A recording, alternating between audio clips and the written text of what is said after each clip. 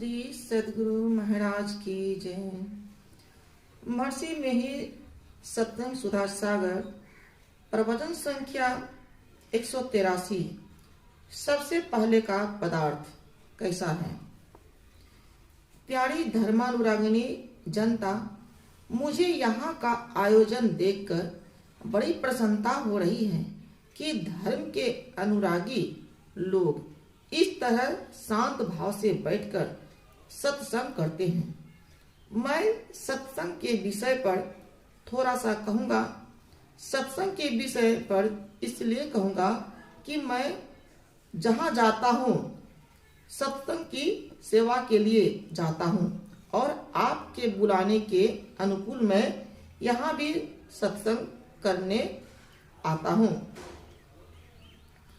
लोग मुझसे पूछा करते हैं कि पहले सत्संग की महिमा कहिए। मैं कहता हूँ कि आप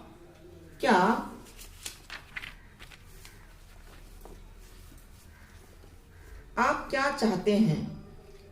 सत्संग से सब कुछ मिलता है। गोस्वामी तुलसीदास जी ने कहा है, मति की रति गति भूति भलाई, जब जही जतन जहाँ जही पाई।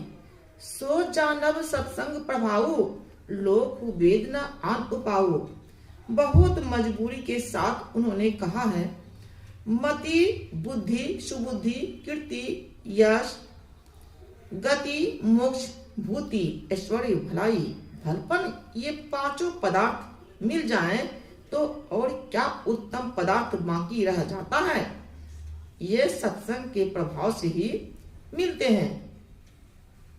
इन पांचों से बढ़कर और कुछ नहीं है। संसार में वैदिक ज्ञान में इससे विशेष यत्न और कोई नहीं है। सत्य कहते हैं अपरिवर्तनशील पदार्थ को, जिसमें कभी परिवर्तन नहीं होता। वह क्या है।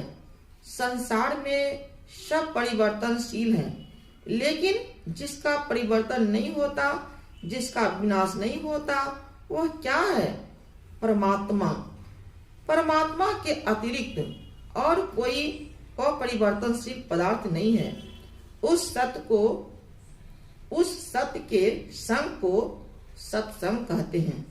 संतों ने उस सत्य का बड़ा विशाल ज्ञान दिया है। आप लोगों के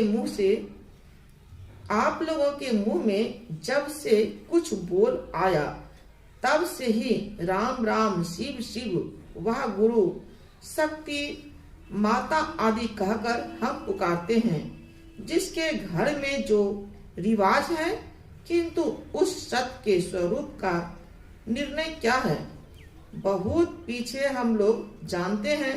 संतों के इसके लिए दर्याप्त करें।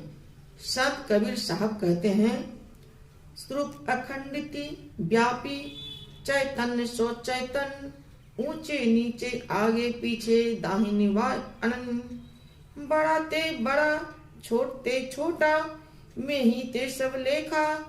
सबके मध्य निरंतर साई, दृष्टि दृष्टि सो देखा। चाम चश्म सुन नजरी न आवे, खोजू रूह के नैना। चुन चगुन वजुद न मानू, तय स्वभाव नमूना ऐना। जैसे ऐना सब दर्शावे, जो कुछ वेश बनावे।